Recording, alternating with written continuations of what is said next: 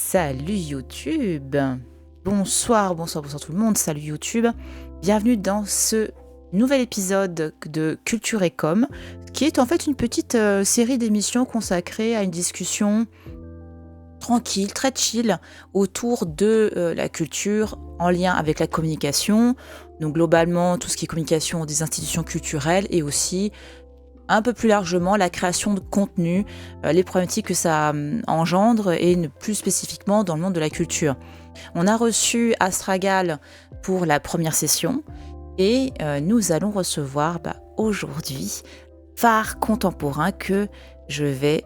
Hop là, attendez, d'abord je fais ça et on va tout de suite accueillir donc Phare Contemporain, la magie de OBS, la magie de la régie. Salut tout le monde et salut Phare Contemporain, comment tu vas?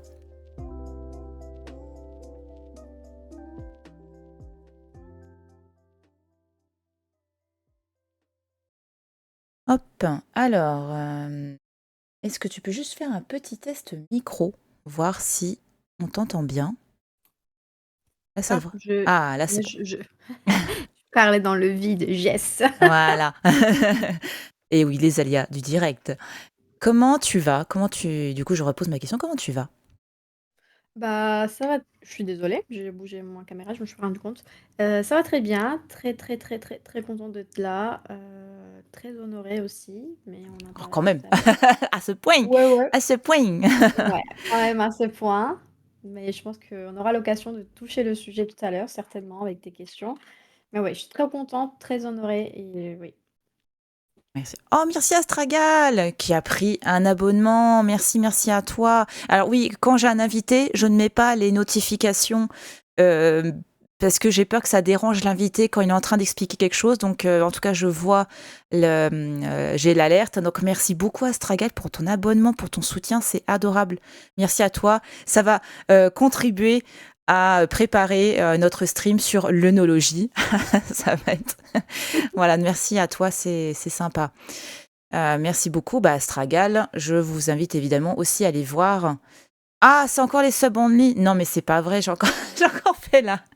Ah, attendez, c'est de ma faute, c'est parce que de nouveau, j'ai fait un cours à propos de Twitch. Alors attendez, je vais retirer ça de suite. Voilà. Alors désolé, c'est encore quand je fais un cours sur ça, j'explique aux gens pour la modération et je leur montre les bienfaits de la modération via soit le emote only, soit via le sub only. Remboursé. Ah oui, oui, bien sûr, si tu veux. Non, c'est pas pour vous faire payer, je suis pas comme ça en plus, pas du tout. Ah là là, terrible, terrible. Ça y est, on commence à parler des travers de la chaîne. Ah, quelle honte, quelle indignité, j'ai envie de dire. Terrible. Un sub donné, un rendu. Ouais, t'inquiète, t'inquiète, c'est dans les bacs, c'est prévu. Non, mais si, j'ai prévu, c'est prévu de vous aider toutes, parce que je trouve que c'est... Enfin, et on va pouvoir après, du coup, embrayer sur ça, mais je me suis sentie seule très longtemps sur Twitch d'un point de vue culturel. Il y a des streamers qui parlent d'histoire, donc ça, c'est déjà... voilà, ils étaient là avant, ça, c'était déjà extraordinaire. Mais c'est vrai que ce côté histoire de l'art, culture, me manquait énormément de pouvoir en discuter avec des gens sur Twitch. Il y avait quand même Amélie Benchalal, il y avait aussi Queen Asenat, il y a eu comme ça quelques chaînes. Clara et Rise, évidemment aussi. Donc ces profils-là qui me manquent terriblement sur Twitch, je dois l'avouer. Mais en tout cas, nous sommes pas énormément, et c'est pour ça que je suis très heureuse de voir effectivement ce fameux CCC, Comité contre les chats. Donc, finalement, cette sorte de collectif qui parlons de communication, de culture. Et du coup, est-ce que je vais essayer de te présenter un petit peu, Phare Contemporain, de nous expliquer depuis quand tu es sur Twitch, quel est ton parcours, et puis après, on va rebondir sur ces questions-là. Ok. Du coup, je suis Yannette. Sur les réseaux, c'est Phare Contemporain. Je vais peut-être pas m'attarder pour le moment sur pourquoi Phare Contemporain. peut-être qu'on aura l'occasion plus tard. Mais en tout cas, j'ai connu d'abord, je pense, Clara sur Twitch. Et comme ça, j'ai connu Amelie et ensuite j'ai connu Sabine. Et je me suis rendu compte en fait que j'avais envie de faire la même chose et en même temps de faire aussi d'autres choses que j'avais envie aussi de voir sur vos chaînes, de parler par exemple plus d'art contemporain parce que euh, je pense que Clara, elle le faisait, Mm. mais la culture aussi, c'est beaucoup des choses style histoire de l'art et je voyais un petit peu moins le côté art contemporain, installation, performance. Et d'un autre côté, bah, du coup, il y avait cette histoire où mon père me dit tout le temps que ça, c'est pas de l'art. Donc, je me suis dit, bah, j'aimerais bien pouvoir avoir un espace. Ou peut-être que mon père va pas comprendre parce qu'il parle pas français. Mais en tout cas, où je puisse toucher des gens comme mon père qui sont un peu pas contents de l'art contemporain. Et ensuite, il y avait aussi ton contenu et celui de, surtout d'Amélie, vous deux, où vous faisiez un peu de gaming. Alors, il faut savoir que moi, je suis vraiment très nulle dans des trucs de gaming, mais j'ai essayé de trouver une zone grise où je me retrouvais quand même avec des petits jeux qui font les musées ou des petites choses comme ça qui sont à mon niveau, parce que je ne pourrais jamais faire du Minecraft ou autre. Un petit clin d'œil à Stragal. Mm. Euh, et en ce qui concerne mon parcours, j'ai un parcours de historienne de l'art frustrée parce que du coup, dans mon pays, pour pouvoir étudier histoire de l'art ou autre, il faut que ça réponde aux besoins du coup, de la ville où tu es né. Donc, il faut que ta ville ait besoin d'historien de l'art pour pouvoir D'accord. faire l'histoire de l'art. Et c'était pas mon cas au moment où j'ai dû choisir. Donc, j'ai dû faire des études autres et j'ai choisi langue française. Et ce que j'ai fait, c'est que j'allais en auditrice libre tous les cours d'histoire de l'art, en même temps que je faisais mon master du coup en interprétation et traduction. Et quand je suis arrivée en France en 2019, bah, du coup, je me suis reconvertie dans l'art contemporain avec un master qui touche plutôt au métier de derrière l'expo, donc communication, médiation, commissariat. Et du coup, je pense que j'ai trouvé le lien entre la transmission qu'il y a dans la traduction et l'art contemporain en faisant un peu de la création de contenu sur les réseaux. Et c'est ce que je fais aujourd'hui en freelance et aussi gratuitement pour le plaisir sur mon compte. D'accord. Et du coup, tu viens de quel pays? Je viens de Cuba, du coup. Je suis Cuba. cubaine. Ouais. J'ai vécu 23 ans de ma vie là-bas. D'accord. Et donc, enfin, du coup, ça m'intéresse, cette question Ouais, ouais. de faire de l'histoire de l'art pour que ça serve le local, enfin, que ça serve la ville. Du coup, c'était quoi? C'était des recherches, des masters financés, des doctorats financés? Comment ça se passe? Toute l'éducation à Cuba, des plus petits jusqu'au plus tard, tout est gratuit. Mhm. Mais du coup, il faut aussi, comment dire, bah, ils ont inventé les trucs pour que ça leur serve. Et c'est que quand on passe, du coup, l'équivalent ici en France du bac, là-bas, il y a une liste des choses auxquelles on peut demander, donc des études supérieures, très clairement.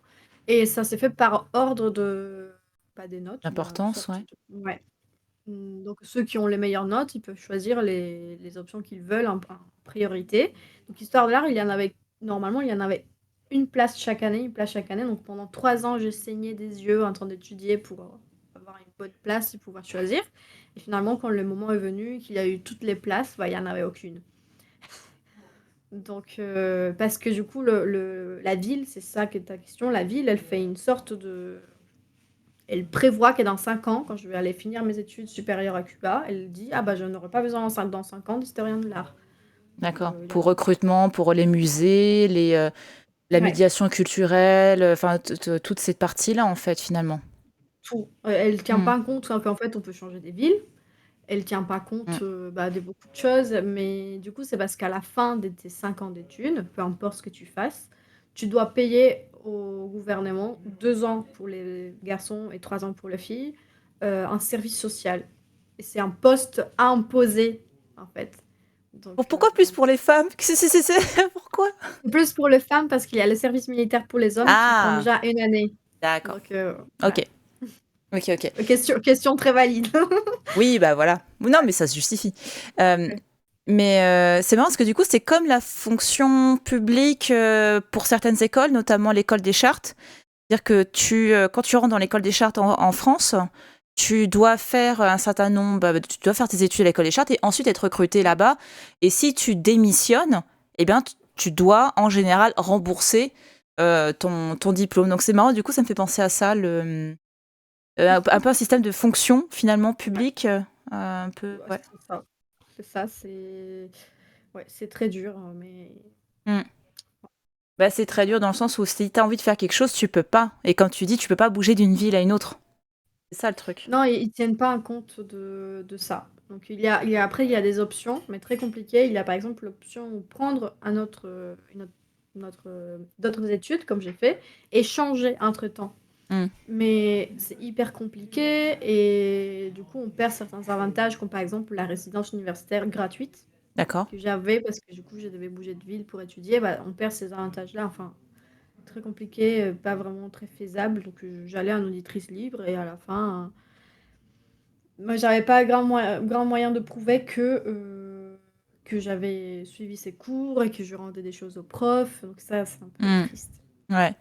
D'où l'envie en France de faire une sorte de validation de ses Ouais, acquis, mais via un diplôme, donc quand même 1 an, voire 2 ans d'études en plus, quoi. c'est ça. Ouais. C'est ça. Du coup, là, je vois la question de Jimmy qui m'intéresse bien. La place de l'art à Cuba, euh, notamment l'art contemporain, comme c'est aussi quelque chose qui t'attire, je suis curieuse de savoir ouais, cette place-là.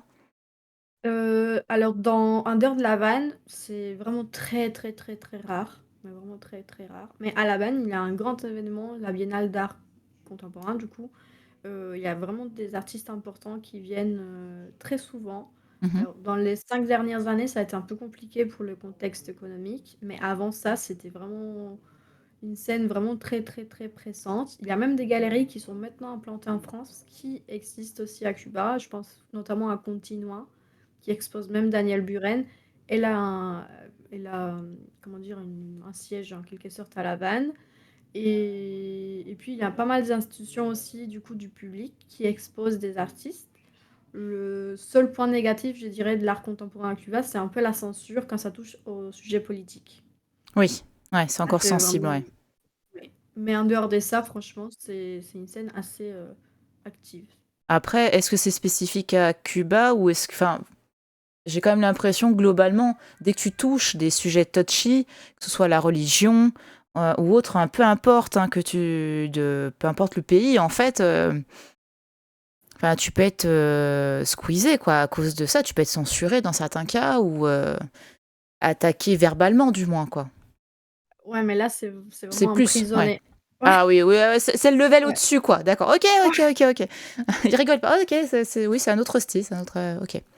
ouais, ouais, mais ouais, c'est emprisonné. Il y a des artistes qui ont fait des grèves De la fin, j'ai. Hmm. de la faim et du coup, ils ont fini bah, en prison.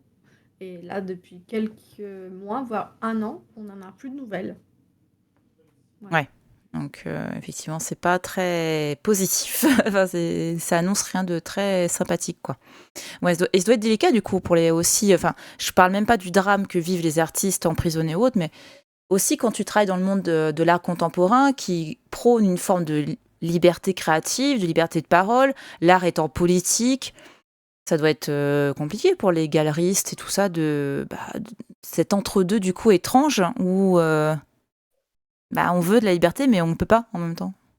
En fait, Ouais, j'ai l'impression que les galeries qui sont implantées à Cuba, elles doivent avoir très clair dans leur cerveau qu'il ne faut pas toucher à ça mmh, si elles veulent rester là. ouais, Et d'accord. comme il n'y en a pas beaucoup, je pense que ça reste intéressant pour elles, même si triste pour les gens qui consomment l'art, ça reste intéressant pour elles de ne pas s'y mêler pour pouvoir rester un peu une rareté. D'accord. Et je reviens sur le système éducatif. Donc, ça prévoit le système par rapport aux futurs diplômés. Alors, ouais, qu'en gros, les postes même doivent être pensés en fonction des futurs diplômés. Ouais, certainement. Moi, par exemple, j'ai eu un poste, je ne l'ai pas fait parce que je suis partie vraiment un mois après être diplômée, mais j'avais un poste dans un hôtel dans ma ville. Il y en a 3 hôtels, donc j'en avais un poste dans l'un de 3 hôtels parce que c'était l'un des seuls endroits où j'allais être confrontée du coup à du tourisme Mmh, et que j'allais pouvoir utiliser les langues. Alors que moi, j'étais formée vraiment à l'interprétation, pas ouais, au tourisme, mais bon. d'accord. Ok. Et du coup, donc, tu as fait ton t'as fait un master de recherche ou plus axé médiation, enfin, ce que tu disais un peu plus tôt. En fait, il était vraiment axé médiation, Hmm. communication, tout ça, mais j'ai dû faire 2 recherches. T'as travaillé sur quoi? La première année, j'ai travaillé sur comment exposer une génération, de manière générale, en faisant la différence entre exposer une génération à travers des artistes et Mhm. puis exposer une génération d'artistes. Ouais. Et la deuxième année, du coup, je me suis un peu battue pour Hmm. faire un sujet plus pratique qui me professionnalise vraiment et du coup, je le fais sur la transmission et les créateurs de contenu comme relais culturel pour cette transmission de connaissances sur les réseaux. D'accord. Donc, et tu le fais où, ce master? C'est à l'université de Lille. À Lille? À Lille. Ok. Ok, ok. Ah, et du coup, en fait, donc tu vas avoir à la fois le profil de recherche sur le domaine et en plus, toi, tu es aussi créatrice de contenu. Donc, tu vas Oui. avoir on va dire le double regard de ça. Enfin, est-ce que du coup, ça a influencé ta manière, est-ce que ça continue ou d'influencer ta manière de créer ou pas? Je pense que oui, certainement, oui, oui, oui, oui. Et c'est trop drôle, le jour de ma soutenance parce que j'avais fait je sais pas comment j'ai appelé ça, pas l'avant-propos, mais c'est qu'on met à la fin du mémoire, bon, je sais plus. Après ma conclusion, j'ai ajouté Oui. tout un chapitre où je parlais un peu de ma pratique en tant que créatrice de contenu, un peu comme font les gens qui ont une pratique artistique. Et du coup, le jour de ma soutenance, il y a eu des questions comme celles que tu viens de me poser, si ça avait un peu influencé ça et tout. Et je pense que oui, je pense que si aujourd'hui j'ai fait comment dire, même quand c'est du contenu pas rémunéré, du contenu gratuit, je prends le temps de faire un petit script, que les scripts soient sourcés, voilà. Donc je pense que ça a dû certainement être influencé par les gens que j'ai interviewés dans mon mémoire. Et même si maintenant je me force à faire des trends ou des vidéos contemplatives, le noyau dur de ce que je fais, ça restera toujours transmettre quelque chose par le biais de quelque chose d'autre. Et C'est gentil. Je me ramène un verre. Waouh! Ouais, oh, et moi, il est où le mien là? Ah, vas-y, il crée un service ici là, wow. Ah Très là bien. là. Ça l'a fait marrer Astragal, forcément. Oui, bien sûr. N'hésitez pas à envoyer des hydrates. C'est ça, hydratez-vous. Ah bah d'accord, énorme. Alors moi voilà, moi je suis la caution healthy, hein, ce n'est pas du rhum, c'est de l'eau. Ça équilibre, tu sais. Ouais, c'est ça. Le vin, c'est oui. Ah, je trouve que c'est une très bonne punchline. Le vin, c'est oui. Consommer, mais bien sûr, avec Ouais. modération, Ça va, évidemment. Évidemment, mais bien sûr. nous sommes dans la dégustation pure et dure de création de contenu et de boissons alcoolisées.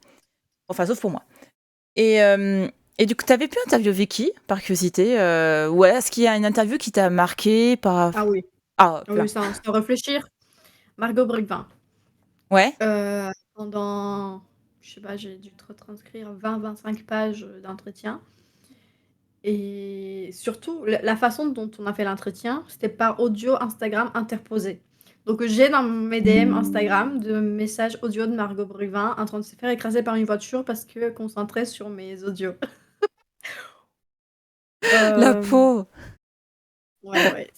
Et du coup, ça, après, ça donnait 20-25 pages Transcription. d'entretien très riche. Et d'ailleurs, c'est de là que je sors un peu le mot sur lequel tourne mon mémoire de transmission au lieu de médiation. Parce qu'au début, il était vraiment Ouais. très médiation.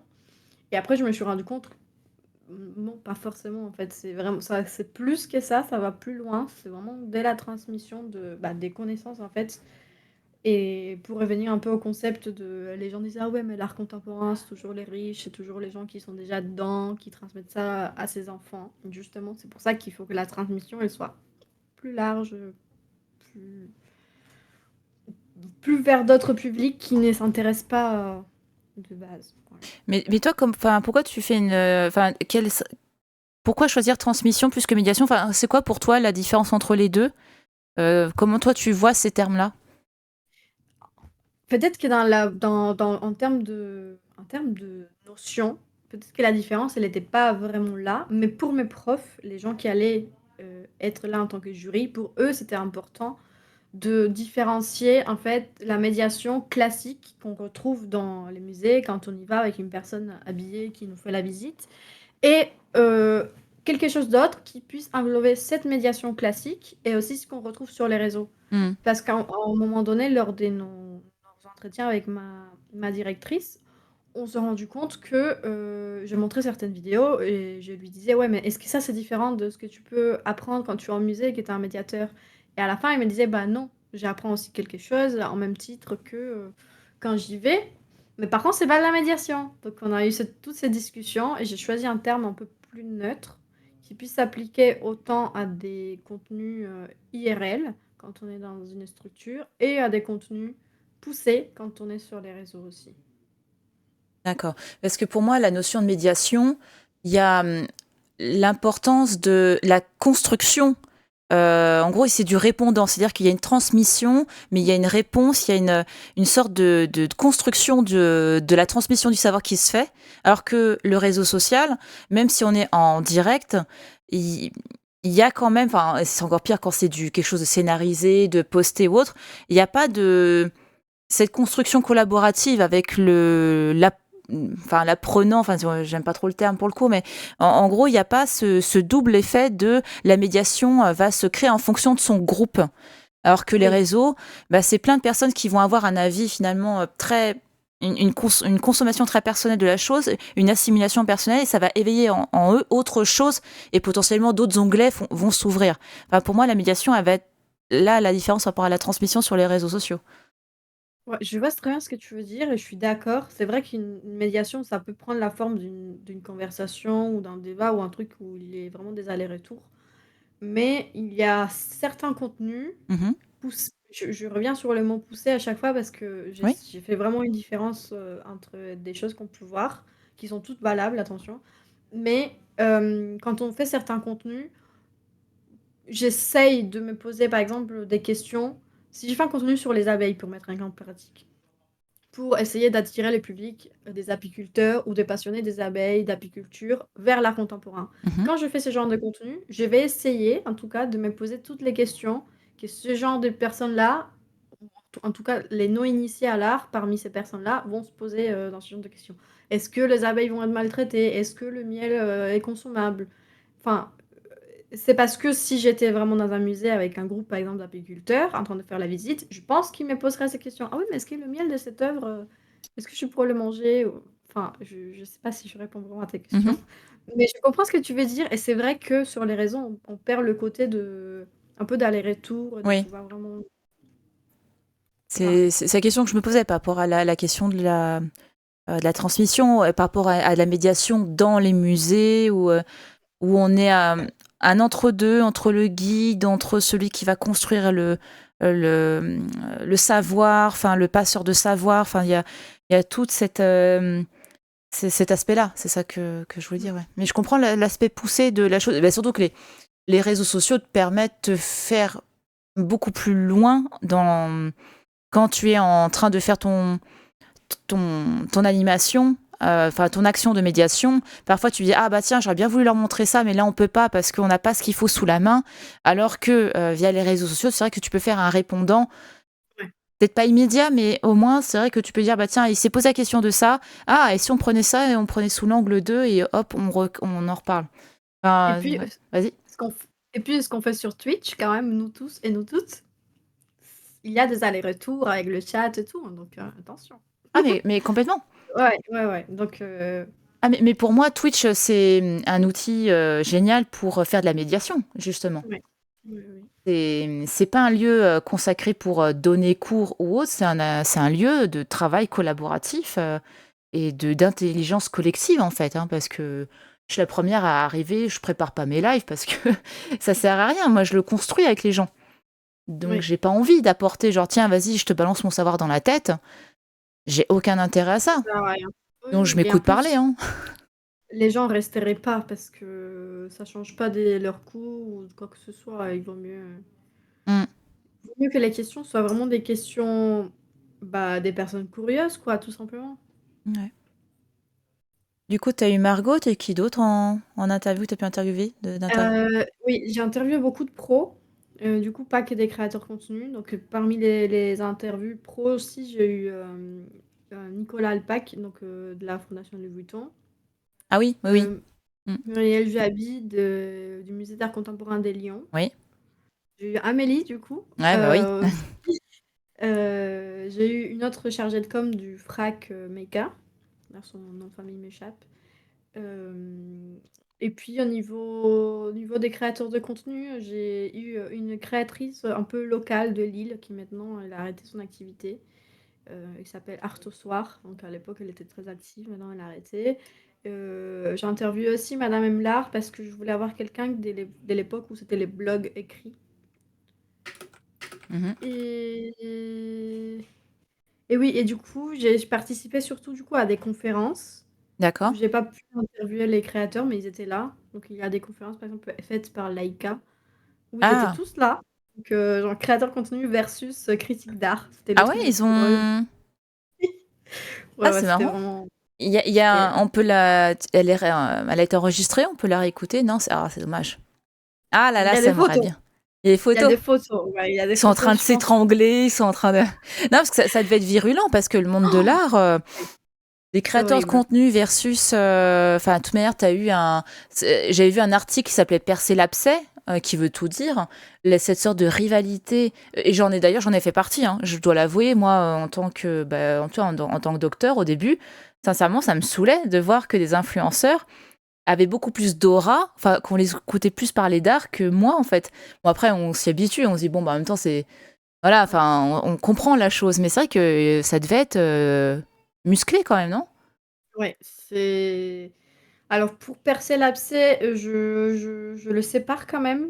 Je trouve que c'était un- un peu différent dans le sens où, justement, ils n'avaient pas le droit aux répondants directs.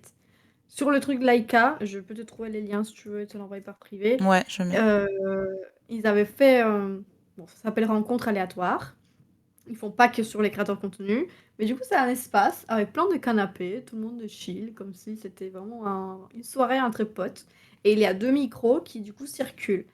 Et en fait, heureusement, il y en a eu des jeunes critiques d'art qui ont, eux, pour le coup, notifié, notifié, pas notifié parce qu'ils étaient notifiés de toute façon, mais qui ont dit aux créateurs de contenu, bah, on va parler de vous, venez et tout. Et il y en a pas mal qui sont venus. Il y avait Margot Brugvin, il y avait Hugo Spini, Christopher Michaud, Camille Jounon.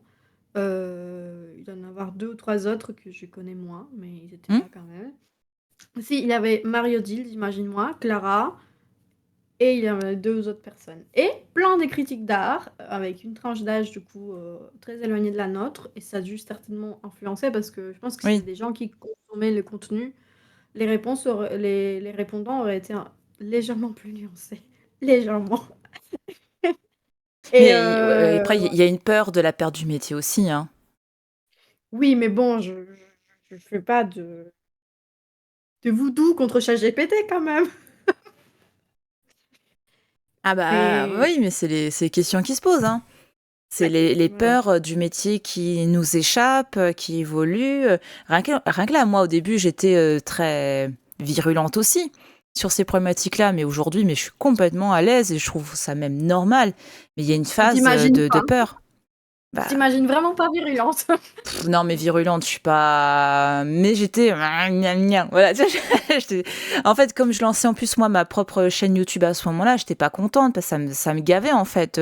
Parce que je me disais, bon, je pensais pas faire de la daube, mais tu te dis, mais pourquoi ça marche pas? Donc forcément, je me dis, ouais, je suis trop vieille. Enfin, tu te poses plein de questions. Donc ça se trouve, c'était nul. Ouais. Enfin, mais forcément, tu te dis, tu te prends en pleine tête les problématiques de l'influence.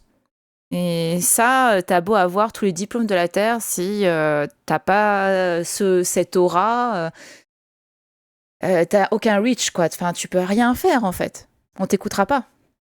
C'est ça le truc. Et c'est sûr. Et voilà, c'est des gens qui ont dit ça, dit en mode. Moi, la réponse d'une critique d'art qui était aussi doctorante, qui m'a dérangée personnellement, Ouais. c'est qu'il y a une créatrice de contenu, je me rappelle pas exactement qui a dit. Oui, mais écoutez, on peut faire du travail en commun, on peut mettre vos recherches, divulguer vos recherches ou même le faire ensemble, le faire tout seul en vous créditant et la personne, elle a dit: «Non, je préfère qu'elle reste dans un tiroir». Non, ça, c'est Tu idiot. vois? Bah oui, Ça, c'est très idiot. Parce que voilà, je t'ai envoyé le c'est lien. ouais, je attends, ah, je me suis peut-être trompée de j'aurais peut-être pas dû mettre ça comme ça, heu, ou non. Ah, attends, comment je peux virer un message? Sabine, apprends les trucs. Ah, attends, je vais passer autrement.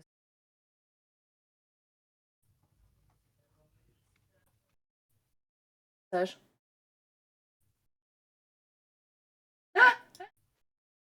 Je vais virer mon message. Virer. Ah!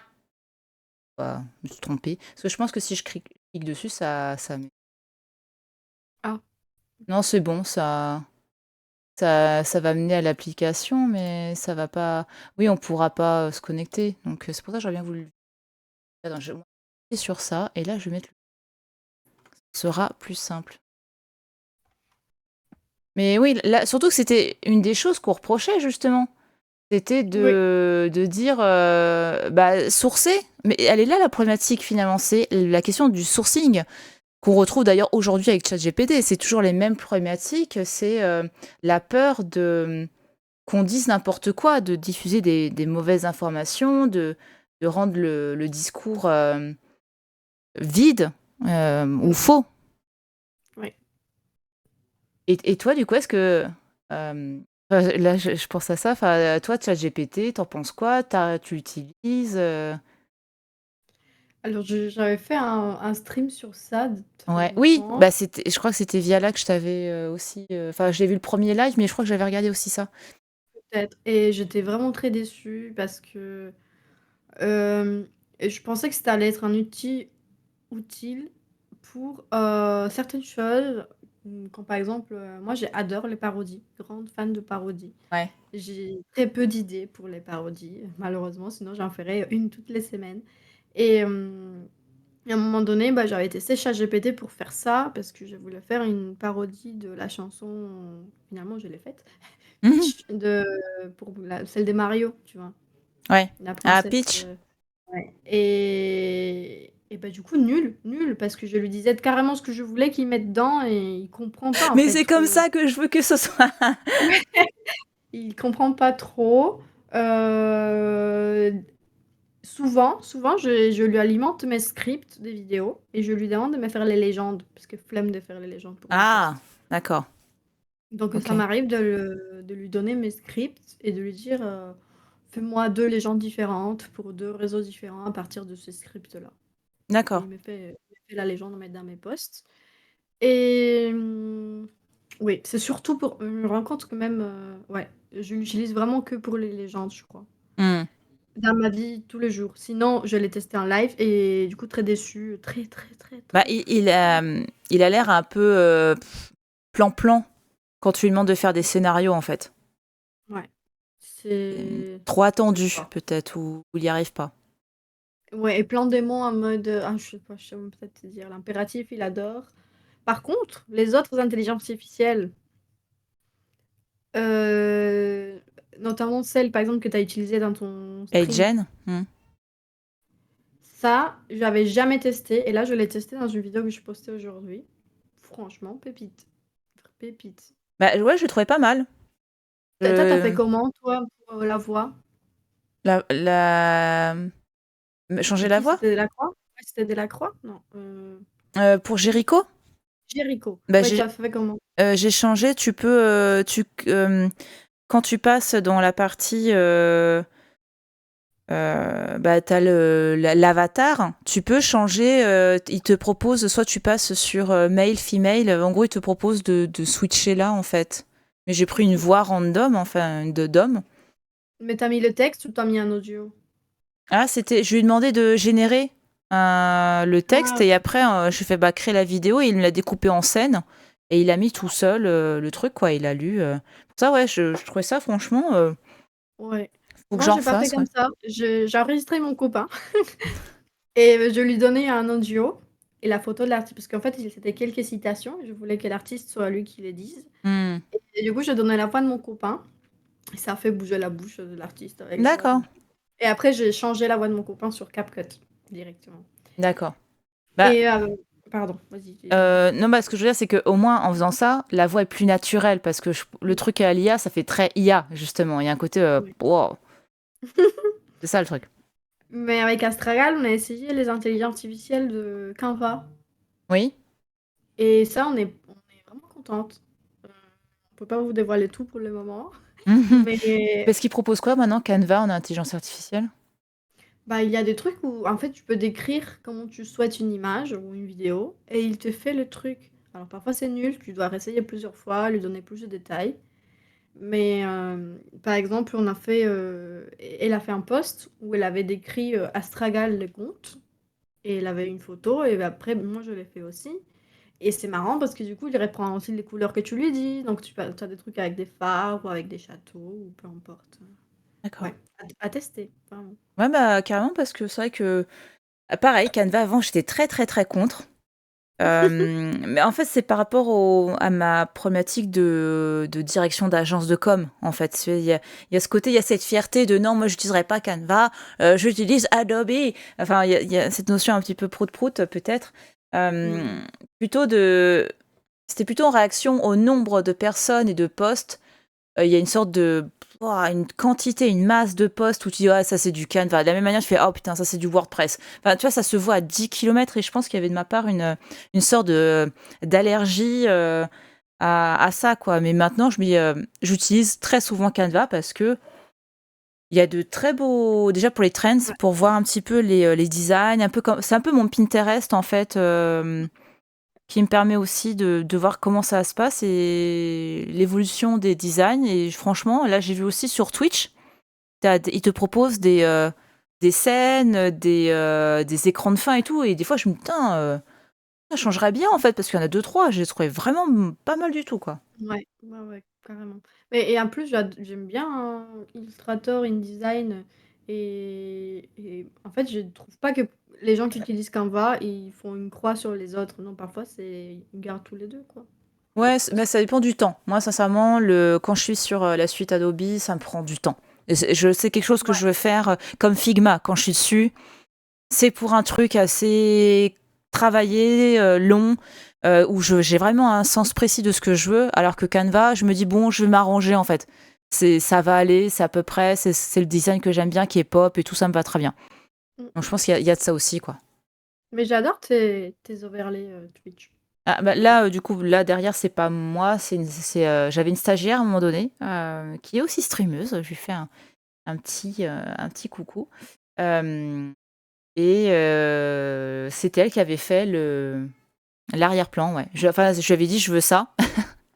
Et du coup, elle m'a fait ça. Et c'était génial. Ouais, c'est vraiment trop beau. Moi, Mm, j'aime mm. beaucoup néon et rose, tout ça, hein. Bon, ça se voit un peu. Ah, bah, il y a le côté. C'est un Twave. Twave, C'est un ça, il faut Twave. me l'apprendre. Ça veut dire quoi, Twave? Synthwave, c'est un style de musique Ah! et de Ouais, oui, design, voilà, tu vois, avec les néons, la ouais, musique un peu revival des années 80, mais avec plus de synthé, plus de basse, enfin bon, ouais. OK. Donc, tout ce côté. Mais je me dis là, peut-être ça commence à être. Peut-être changer, je me pose la question. Est-ce que ça commence pas à être saut 2000, saut août 2023? Ça va vite, ça va trop vite Internet, hein. Enfin. Grave. Ok, et du coup, donc là, avec Astragal, c'est prévu de faire un truc spécial Canva surprise. Non, non, on a un projet ensemble Vous pour pouvez pas lequel évoquer. on a beaucoup, beaucoup, des choses, pour le projet, en fait, d'idées, pardon. Et on a fait, ça je peux le dire, je pense, on a fait notre, écran, d'accueil D'accord, où on sera nos identités toutes les 2. On l'a fait grâce à une intelligence artificielle de Canva. d'accord. Voilà. Ok, ok, ok. Et du coup, prévu pour quand vous allez dévoiler tout ça quand? Faut peut-être novembre, au plus tard début décembre, si elle me dira dans le chat si elle est d'accord, mais je pense que c'est un courant de novembre. Mais c'est un projet récurrent, un peu comme nos soirées, de mercredi. D'accord. Ce sera sur Twitch? Oui, sur Twitch. Ok. Sur Twitch. Et c'est quelque chose qu'on espère aussi euh, pouvoir élargir éventuellement avec des structures. Hmm. Ça nous plairait beaucoup. Ok, mais en tout cas, on a hâte d'en savoir plus, hâte de voir tout ça. Ouais. Ça va être bien. Ouais, novembre, ça devrait être bon, ouais, je suis d'accord. Ok, bah j'ai hâte de voir ça du coup. Et toi, le streaming, du coup, qu'est-ce qui t'a donné envie de te lancer? Pourquoi tu t'as choisi Twitch? Enfin, bah, voilà, Twitch globalement. Et toi, c'est quoi? Euh, Au début, je voulais juste parler d'art et des cultures. Et je me suis dit, je vais faire un test. Un Mhm. seul pour voir comment je me sens. C'était ma grande question sur Twitch. C'était comment je vais m'en sortir de parler devant une caméra toute seule. Parce qu'au début, j'essaierais seule. Hmm. Et il s'avère que je suis quelqu'un de très bavard. Hmm, donc c'est bon, ça passe. Ouais. Et du coup, j'étais seule chez moi. Je pense que ça a aidé aussi, hein, parce que Hmm. si j'avais eu quelqu'un à côté de moi en train de tu parles trop drôle, tout ça, je non. Mais du coup, j'étais seule chez moi et je me suis pas inquiétée de qui regardait mon live, tout ça. J'ai fait dit un petit peu sur mes raisons que j'allais être là. Il y a mon chien qui s'est fait attaquer ce jour-là, qui a fini au vétérinaire. Petit Et du coup, j'ai bébé. commencé mon stream comme ça. D'accord. En mode, j'étais pas censée stream aujourd'hui parce que mon chien, bah, il vient de se faire attaquer et tout. Mais bon, finalement, ça va, il se porte bien. Et comme ça. Et après, j'ai enchaîné sur LinkedIn dans la culture. Et voilà. Un peu comme on est en train de faire maintenant, Hmm. finalement, un truc où ça vient. Ça vient tout seul, en train Ouais. de discuter avec les gens. Et après, j'ai eu une période où j'ai streamé très peu, voire pas du tout. Parce que je voulais absolument que mes streams soient un peu moins toute seule et un peu moins avec des invités. D'accord. Et je n'arrivais pas à caler des dates avec mes invités, ça m'a un petit peu découragée. Et après, c'est l'époque où un peu tout le monde a arrêté en même temps. Oui, il y a eu Et globalement, ouais. ouais. Et du coup, ça m'a découragée encore. Et après, je déménageais à Paris. Et au moment où je déménageais à Paris, je me suis dit, bon, il faut vraiment que je me lance parce que là, c'est bon, nouvel espace, on se sent bien, quoi. Et du coup, on a envie de refaire. Et à peu près à la même période, donc à ce moment-là, je refais des lives avec des gens, des invités. C'est trop cool. Et après, mes invités, quand il y a eu un petit moment creux, j'ai rencontré Astragal. Mais là, c'était vraiment la fusée. En mode, ok, et comme on disait hier en stream, c'est vrai qu'on a presque eu tout en même temps, genre l'affiliation, les 100 abonnés. Oui. Et ça remotive, parce que je te dis, c'est quelqu'un qui est à peu près au même stade. Et voilà, tu sens que tu évolues avec la personne. Et Ouais. Et ça va finir en ça c'est mariage. motivant, ouais. Ça, c'est motivant, cet aspect où tu progresses avec la personne. Enfin, il y a cette automotivation et ce partage de motivation. C'est agréable, quoi. Ouais. Et c'est pas si différent de l'école, hein, finalement. Genre, quand tu te prépares pour un mémoire, ça t'arrive de faire des séances de travail avec tes potes pour Ouais, avancer sur vos mémoires qui sont différents, qui n'ont rien à voir. Mais ouais, c'est vrai. Oui, c'est vrai, c'est des séances de boulot, des moments. Je trouve aussi un peu un côté bistrot, dans le sens où on refait le monde, on va aller, on s'est posé, on vient de bosser, on discute, on refait le monde. Il y a ce côté-là aussi, je trouve, avec Mm. Twitch et qu'on pourrait pas retrouver forcément avec d'autres plateformes. Non. Même si t'as YouTube, t'as du live. Mais ouais, je trouve ça manque je sais pas, ce côté un peu bistrot. Pauvre Twitch, il va se dire, mais pourquoi, voilà. Mais ouais, je sais pas, il y a un côté beaucoup plus instantané. Même s'il y a Ouais, du et t'as live. raison. T'as raison. Et d'ailleurs, ça m'empêche de faire. Par exemple, il y a des streameuses qui le font très bien, pas dans la culture, mais qui le font très bien, de prendre les extraits de leur stream et faire des très jolis montages et Mhm. de publier ça sur les réseaux. Et je suis fan de ça, mais vraiment fan. Et je n'arrive pas à le faire, justement, parce que je trouve que ça enlève le côté spontané du truc. Ah, Je me force, hein. d'utiliser les Ouais. clips et de les poster, tu veux dire? Ouais, mais de poster les clips montés. Ouais, Il faudrait que je te montre ouais, des exemples, mais je m'efforce actuellement je les poste pas pour le moment, mais je me force à les monter. d'accord. et je trouve que ça atroce parce que je me dis: «Ah ouais, mais ça, je le dis en live, mais je l'assumerai jamais en vidéo postée fixe sur mon» Ouais, sur d'accord.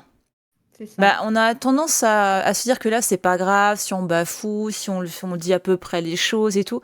Mais dès qu'on est sur le post, même si c'est, enfin, parce que moi, j'étais dans la même problématique. Je me dis: «Tiens, ça fait longtemps que je n'ai pas posté de clip» et c'est vrai que j'arrivais plus trop à le faire. Donc là, j'essaie d'en sélectionner quelques-uns. Je me dis: «Tiens, ce serait bien que je le fasse», surtout qu'avec TikTok, maintenant, tu peux les mettre, Ouais. en 9/16. Mais c'est vrai qu'il y a ce côté, mais je me dis à chaque fois: «Est-ce que ça va intéresser les gens?» Parce que moi, je les consulte pas chez les autres. Ah, mais moi, je les consomme, donc Ouais, moi, ça m'intéresserait si je fais des clips, par exemple, pour regarder les tiens. d'accord. OK. Donc en tant que spectatrice, test de ta Ouais, chaîne, d'accord. je veux dire que oui, que ça m'intéresse. Mais c'est dur de se ré c'est un peu comme la voix au début, les voix off. Oui, Je pense qu'au début, c'est compliqué de s'entendre et pareil pour les clips. d'accord. Mmh. Ouais, bah, après, c'est peut-être, juste, bah, comme je les consomme pas habituellement, je me dis: «Mais est-ce que ça va intéresser, quoi?» Bah, ouais, bah, faudrait que je les refasse, voilà, j'en ai quelques-uns, faut que j'utilise, et que je les poste aussi via TikTok, Mmh. enfin de Twitch vers TikTok, parce que ça, c'est bien cette nouvelle fonctionnalité-là, je trouve, hein. Ça, je l'ai pas vu. Tu pas vu? Ouais, c'est dans ton studio vidéo, les clips, tu peux, quand tu les modifies, tu peux les mettre en format, pour TikTok et ça les poste. C'est vraiment bien foutu, quoi. OK. Par contre, j'ai commencé un nouveau format, sous conseil d'une autre créatrice Mmh. et j'ai commencé le mois dernier. À la fin du mois ou le premier du mois d'après, je fais un récap de ce que j'ai fait sur Twitch, sur le mois, en D'accord. mode carrousel et ça a pas mal plu. C'est pour Ça LinkedIn, du s'appelle, coup? non, pour, Instagram. Je l'ai pas encore fait sur LinkedIn. Heu, donc je vais mettre des vidéos dans chaque, slide du carrousel, tu vois? Avec un extrait, un petit peu de texte, tout ça. Ça a pas mal plu. Ouais, voilà. Elle avait bien aimé et bah, du coup, ce mois-ci, par exemple, vu que j'ai streamé une fois chez toi, une fois chez Romain, parce que j'étais en vacances, j'ai streamé peu, je vais vous demander, une petite capture d'écran de notre stream ensemble pour pouvoir inclure ça dans mon carrousel, pardon, aussi. Et ça, Alors j'adore, faire parce que cette copine qui est très intelligente, créatrice de contenu, bonne adresse, elle m'a dit: «Il faut que tu rentabilises ton temps. C'est pas mmh. possible que tu fasses un stream et qu'après ton stream, tu peux plus utiliser ce temps que tu as laissé dans ton stream». Mmh, Et mmh, mmh, c'est pour mmh. ça que maintenant je me force à faire, par exemple, essayer des montages vidéo ou un carrousel, comme ça mon stream, il me sert à quelque chose pendant le mois. Ah oui, c'est ça? C'est, mon mois de oh là, mon mois de Ouais, septembre. c'est ça, c'est ça. OK, je connaissais pas le principe et OK. Et non, mais c'est une chouette idée, j'avoue, parce qu'effectivement, ça contextualise les clips en plus. Ouais, Ouais, ouais. j'aime bien le ah, des emotes banane et co ah! J'adore! Ouais, J'ai la ref. Il y a le alors vous avez sur la donc évidemment suivez, j'ai mis, quand vous tapez la commande invité, il y a la vous avez les emotes, banane, donc la fameuse banane qui, c'était quel artiste déjà qui a fait ça? Castellan, au Castellan, je sais plus comment on prononce, Ouais, Olivier Castellan. qui a donc, scotché une banane, c'était pendant la FIAC? Non, C'était pendant une foire à Miami à avec la Miami. galerie Perrotin. C'était son grand retour parce qu'il avait été disparu pendant un certain temps de la scène, contemporaine. Ah, elles sont trop bien tes waouh! Oh My God, il faut que je refasse parce que l'Oh My God, il est presque pas visible, Et puis la soupe sur Campbell GG. par rapport à l'œuvre de Van Gogh qui a été, ou rien à voir? Non, c'était par rapport à Warhol OK, quand il a c'est pris, vraiment Warhol initialement. D'accord. ouais, attends, je cherche vite fait. Je suis assez fière d'en avoir, donc Ah, tu en c'est as en mode, une? Incro GG parce que Warhol a pris un produit qu'il ah, n'a pas créé et il a fait une œuvre d'art dessus. incroyable. Ah là, c'est Ouais, il faut cream et mushroom, c'est pas la soupe de tomate. non, Ah, c'est honteux, c'est pas la vraie. Ah mais si, bon, allez, allez, ça passe. OK, OK, ça passe. On te la donne. On te OK, c'est il y bien a que pas de j'aille pas souci. aux États-Unis parce que ça coûte vraiment rien là-bas et j'aurais tout un mur, rempli si Ah, je pouvais. j'avoue. Ça pourrait être marrant ça. Un mur rempli de soupe Campbell. Merci Jimmy pour mettre le nom. Ouais, exactement, c'est Maurizio. Maurizio Cattelan. Ouais, ok. Ça commence à Très bien. monter le vin là. Je suis toute rouge. C'est pas mon teint habituel. Je C'est suis un le peu plus vin. foncée. Ah là là. Et le... par rapport donc, à tout ce qui est TikTok, est-ce que, bah pareil, t'as commencé par quel réseau? TikTok, Instagram, les deux en même temps? Euh, Je sais Alors, plus. j'ai commencé par Instagram, Ouais. mais avant que Phare Contemporain soit moins.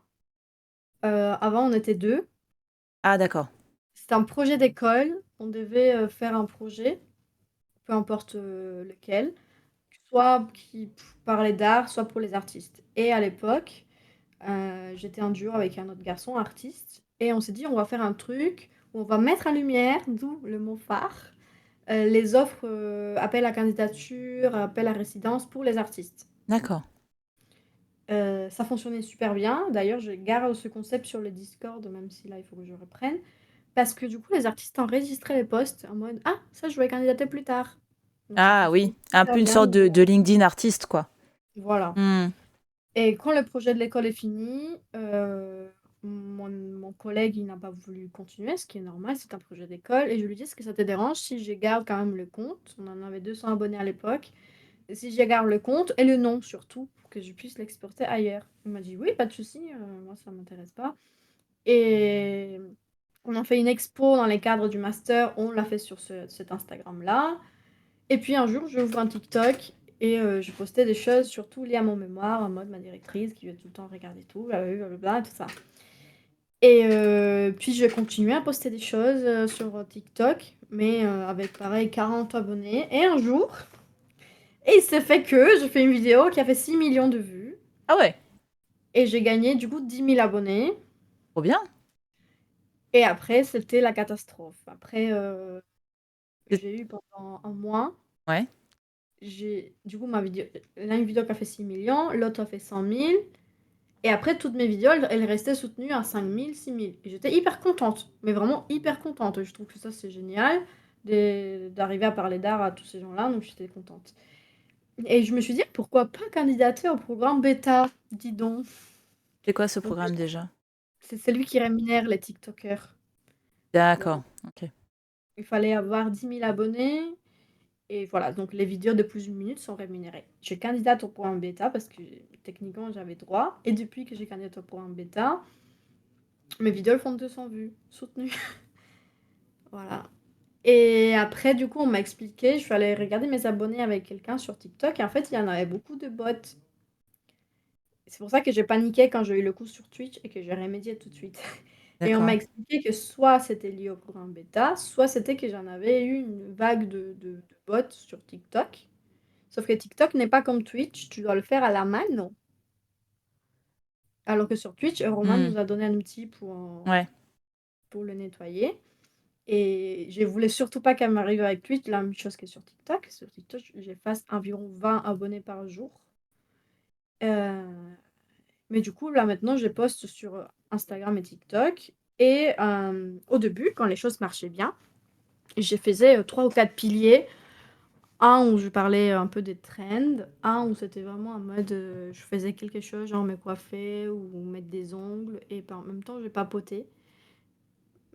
Parce que je trouvais que ça marchait bien pour les TikTokers beauté, et que du coup j'essayais de faire un lien entre ça et l'art. Par exemple, le jour où j'ai collé mes ongles, j'ai mis un background d'œuvres d'art faites avec des ongles, et j'ai parlé de cette œuvre en même temps que j'ai collé les miennes, tu vois. d'accord. Et l'autre, c'était les trends, et l'autre, c'était les vidéos un peu plus poussées, où il y a un script, une lumière, et blablabla. Voilà, c'est ce que je fais un petit peu sur TikTok. D'accord. Et du coup, cette vidéo qui avait fait 6 millions de vues, c'était quoi? Ah, donc c'était une performance d'une artiste à New York, et la performance, elle a eu lieu quand la vidéo, elle est devenue virale sur TikTok. Donc la vidéo de la performance, sans contexte, elle est devenue virale sur TikTok. Donc voilà l'histoire. Je vais te montrer. De l'autre Attends. côté. Donc cette vidéo. Ouais. Et des photos de cette performance est devenue virale sur TikTok sans aucun contexte et moi je mets juste ma tête dessus pendant que je marchais et j'ai expliqué: «C'est une performance», je dis les noms de l'artiste et D'accord. je fais une partie 2 où j'ai expliqué pourquoi l'artiste elle avait fait ça, en expliquant sa démarche, tout ça D'accord. et beh, du coup tous les commentaires, c'était en mode: «Ouais mais c'est du po», voilà. Voilà, des commentaires de ce type-là, mais au début, je répondais à tous et après je me suis dit: «Ouais, mais attends, non, j'arrête de répondre parce que ça me fait du mal Ouais. et en même temps, je veux pas». Aussi on m'a dit: «Enlève les commentaires» et je lui dis: «Mais pourquoi je vais enlever les commentaires des personnes pas gentilles alors que ça aide ma vidéo? Je veux pas, Ouais, nuire ma c'est le vidéo». paradoxe du truc, quoi. Ouais, donc Et voilà, j'ai laissé les commentaires ouverts et j'ai arrêté de regarder. mais du coup, est-ce que pour toi, il y a aussi cet aspect, des du contenu culturel va fonctionner quand ça touche l'art contemporain et potentiellement quelque chose de trash? Est-ce qu'il y a, il y a cette attente du public sur l'art contemporain, c'est forcément en lien avec du sexe, de la violence, ou autre? Enfin, est-ce que, il y a une attente, vis-à-vis de ça, selon toi? Mmh. Je pense qu'il y a une attente sur du contenu, comme tu disais, trash, lié au sexe, mais pas forcément lié à l'art contemporain. Je D'accord. pense que si demain hem, je poste un truc pas lié à l'art, mais trash, bah, je pense que ça risque de fonctionner Mmh. et au contraire, si je fais une vidéo en parlant des artistes qui ont fait des trucs un peu sexuels, mais où je montre rien, comme il avait montré du coup dans cette vidéo, je pense que ça fonctionnerait pas. Ouais. Je pense que c'est juste, que le truc était viral, comme disait, Vassilique Vegeta, il tournait vraiment un contenu sur les réseaux. Il y en a des comptes où il y a que ça, vraiment, il y a que cette vidéo-là et bah, du coup, TikTok, j'en sais rien, pour une raison qui m'échappe, il a voulu pousser ça. D'accord. Ouais. OK et ouais, parce que du coup, on se pose toujours la question de, bah, comment rendre le discours, hem, culturel, intéressant, mais sans forcément passer par, ces cases, et c'est compliqué, en fait, parce que tu dis: «Mais ah ouais, mais en gros, pour intéresser les gens, faudrait limite que je montre, que des, femmes nues, dans les tableaux et tout ça pour, intéresser le public, quoi». Mais en même temps, c'est censuré, tu vois? Il y a Ouais. c'est ça qui est chiant aussi, en fait. C'est que tu as envie de partager ton truc, mais aussi, bon, la question de la censure qui est aussi encore un autre sujet par rapport à la nudité. Et ouais. Mais ouais, c'est vrai. Mais j'essaie de oui, de réfléchir parfois quand je peux à une accroche au début pour que les gens restent. Mais je t'avouerai que, je pense à démocratiser les trucs, mais en parlant avec un vocabulaire qui m'est quand même confortable, Mmh. tu vois? On m'a souvent dit: «Ouais, mais refais un truc dans le même style». Je dis: «Ouais, mais si ça vient pas naturellement, je vais pas le forcer la chose, hein». Ouais.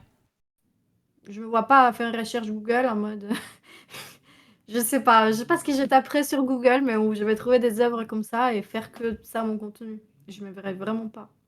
Mmh.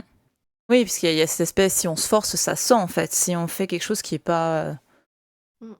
bon, c'est en général, on s'ennuie, quoi, Ah c'est mais chiant, clairement. quoi. Et quand on gagne pas sa vie avec ce qu'on fait sur les réseaux, autant passer un bon moment. Grave. Ouais. Et toi, là, du coup, tu freelance, sur cette activité-là, donc en tant que créatrice de contenu? Je travaille pour une agence de com, où je Mmh. fais pas que la création de contenu, pour ses clients, je fais aussi, bah, des relations presse ou, du mailing. Je fais beaucoup de choses, comme si je travaillais dans une agence de com. Et je travaille pour une galerie, qui n'a pas de lieu, donc c'est un peu une galerie, dématérialisée et on fait beaucoup d'événementiels. Donc on fait des ouvertures d'ateliers, des expos, tout ça, des foires. Et parfois, ça arrive que j'ai quelque chose de ponctuel d'autre, OK. mais j'essaye aussi de démarcher des clients pour, des conférences. C'est ce que j'ai envie de développer maintenant, le côté plus, intervention, conférence. Comme je te disais tout à l'heure, créer des ponts entre une activité qui n'a rien à voir avec l'art, comme l'apiculture ou autre, et du coup, l'art contemporain. Et du coup, l'agence avec laquelle tu travailles, c'est pas que de la culture, c'est très varié, du coup, tes missions? La plupart, c'est de la culture quand même. D'accord. Elles travaillent pour des galeries, des mairies, pour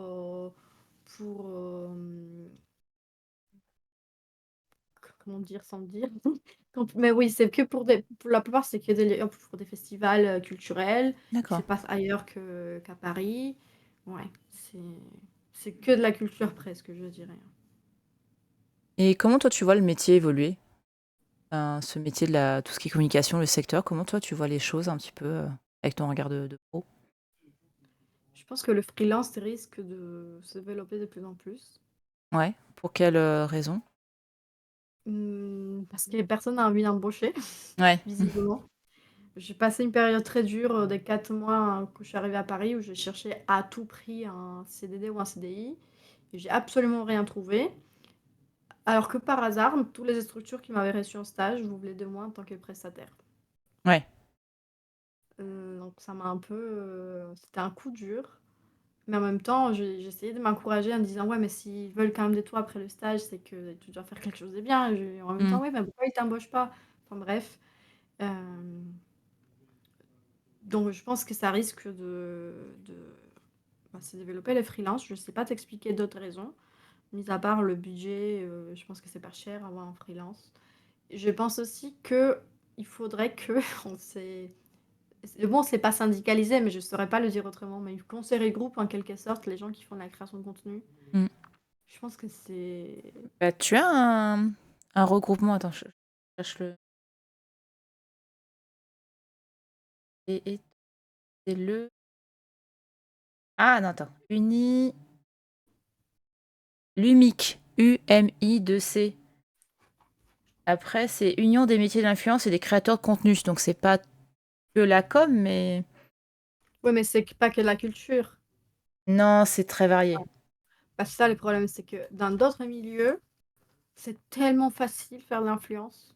Bah, moi, Oui. déjà, j'aime pas les termes de l'influence, pas parce qu'on n'influence pas, sinon parce que quand je fais du contenu, je pense pas que je vais influencer quelqu'un, je pense que je vais créer quelque chose pour que quelqu'un le consomme. Et pour moi, c'est différent. Mais la culture, c'est différent parce que Mmh. dans la mode ou le luxe, bah, toi, tu connais très bien, tes profs de ça, mais ça fonctionne depuis des années comme ça. Alors que nous, au début, on en a tellement fait des choses gratuitement, et on le fait encore, personnellement parlant, je parle pas pour les autres, qu'après, avec quelle morale, entre guillemets, tu vas aller dire oui, mais je vais vous faire la même chose que je vous ai fait, ça fait 2 mois, mais cette fois-ci, bah, il faut me payer. Ouais, et même pas que la morale, c'est en gros, c'est les gens, ils vont se dire: «Mais pourquoi je devrais te payer? Justement, tu l'as fait Bah oui. jusque-là gratuitement». Donc il y a aussi la légitimité de paiement, en fait, de l'action, quoi. Donc ça, je trouve que ça va être dur de sortir de là. Et les jours de ma soutenance, je me suis moquée presque, non, je me suis pas moquée, je me suis moquée gentiment de mes profs qui me disaient: «Oui, mais regarde, il a des régisseurs qui, sont en freelance et qui se regroupent entre eux pour fixer des tarifs, enfin bref, pour ne pas être écrasés de manière individuelle». Je disais: «Ouais, mais non, nous jamais et tout». Mais là, je me rends compte, en fait, si on fait pas quelque chose, bah, ça va être pareil. Ouais, c'est oui, parce qu'effectivement, ouais, il y a, bah, le principe du dumping salarial, ce que dit aussi Basic Vegeta, pourquoi payer 300 balles alors qu'un tel le fera pour, 20 € ou pire, ChatGPT le fera gratuitement. Enfin, il y a aussi ces problématiques-là. Il y en a qui vont clairement, utiliser un peu ce levier pour, dire: «Bah non, mais continue de le faire gratuit, de toute manière, au pire, j'ai ChatGPT, donc j'ai pas besoin de toi». Enfin, Ouais. ouais, il y a aussi ça, donc ouais, ça manquerait donc d'un regroupement de créateurs de contenu culturel. Enfin, en gros, un regroupement, ouais, Oui, j'utilisais le terme syndicalisation parce que je ne mmh, savais pas quoi utiliser d'autre, mais je pense que c'est pas le correct, c'est peut-être une barrière de la langue. mmh. Mais mais oui, Ah, mais un l'idée est truc, là. Mmh. oui, oui, un truc, je sais pas, on a déjà commencé par un bon schéma, je pense aussi, en faisant ce qu'on fait, avec la CCC ou ailleurs. Ouais. Après, tu as aussi, c'est pas exactement, enfin, moi, ça me fait penser à ça parce que je regardais ce qu'ils faisaient, tout ce qui est, les acteurs de la médiation scientifique. Mmh, Certains se regroupent justement, pour ne pas casser les prix, justement, Donc, est-ce que ça pourrait en faire partie ou est-ce qu'il faut une structure autre? C'est une question qui pourrait se poser aussi, mais c'est vrai que ça peut être intéressant de se dire, bah tiens, le CCC, on pourrait peut-être le transformer en une sorte d'association Oui. qui pourrait être un regroupement de soutien, d'entraide des créateurs de contenu culturel et aussi bah, de dire attention, pour ça, il vaut mieux faire payer ça, ça, ça, ça, ça. Enfin, je sais pas, il faudrait regarder si ça existe. Ouais, ça m'intéresse du coup comme question. Ouais. En tout cas, moi, je me sens personnellement, déprotégée D'accord. ou pas protégée, par rapport à ça parce que je me sens pas légitime à j'ai pas les arguments. C'est pas que je me sens pas légitime Ah à oui, les comprendre, arguments. mais j'ai D'accord. pas les arguments pour dire: «Pourquoi tu vas me payer maintenant un truc?» et comme tu dis, j'ai fait, gratuitement, ça fait même pas 2 mois, quoi. Ouais, ouais. Il y a ça, et puis est-ce que, pour en venir sur la question de l'influenceur, parce que même si toi t'aimes pas trop ce terme d'influenceur, il y a quand même des structures culturelles qui vont miser sur le potentiel de le capital communautaire des influenceurs, qu'ils soient spécialisés en culture ou pas. Enfin, du coup, ils vont privilégier potentiellement. Enfin, il y aura cette sorte de concurrence, même si j'aime pas trop le terme, mais il y a un peu de ça quand même, de se dire, le musée, entreprendre quelqu'un qui est influenceur, créateur de contenu, qui s'y connaît bien, et l'influenceur qui s'y connaît peut-être pas trop, mais qui va avoir, waouh, masse de commu, c'est Oui, dur de se positionner par rapport à ça, justement. oui, mais c'est vraiment problématique. En fait, j'ai rien contre le terme d'influenceur, j'ai absolument rien contre, mais j'aime bien faire la différence entre une pas les gens, parce qu'il y a des gens qui font les 2 choses, mais j'aime bien faire la différence entre le contenu qui est là pour te donner envie avec des belles images et des dates, en mode, «Viens voir ça» et ça fonctionne super bien sur moi. Moi-même, je consomme ça comme contenu et ça fonctionne bien, donc tant mieux que ça existe et faire un autre contenu où, tu vas apprendre quelque chose à quelqu'un et en même temps, tu vas lui dire si tu as envie d'approfondir, il y a telle expo à tel Hmm. endroit, tu vois? Parce que les autres contenus, donc c'est ceux que j'explique au début, pour moi, c'est vraiment du même style qu'une régie publicitaire et il y a pas de honte. Il y a vraiment pas de honte, je sais pas, j'ai des souvenirs super positifs d'une pub dans un magazine avec un petit peu de parfum que tu fais comme ça et une pub, c'est quelque chose de il y a pas de négativité dans une pub, c'est juste une pub.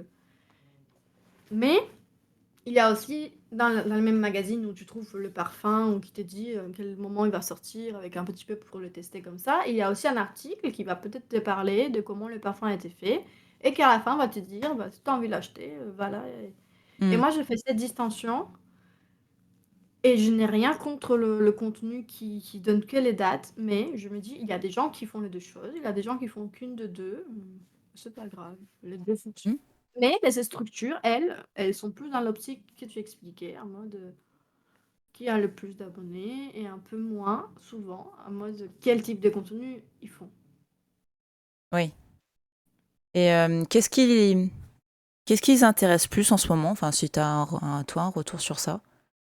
Ah, j'ai pas compris. Les structures culturelles, elles préfèrent quel type de contenu, enfin, en ce moment, quoi?